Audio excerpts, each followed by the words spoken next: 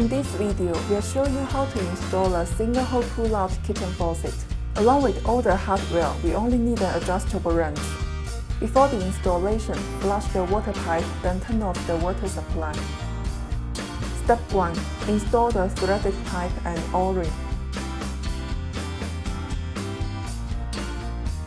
Step 2. Mount faucet to the countertop. Insert the faucet body into the mounting hole. If there are 3 holes in your countertop, you need to install a back plate. Underneath the countertop, slide the rubber washer and mounting nut onto the threaded pipe. Adjust the faucet body correctly and tighten the mounting nut securely. Then screw water lines into corresponding screw hole. Step 3. Connect the supply line. Now, turn on the water supply and test it out. For more information about Homery and our products, please visit our website.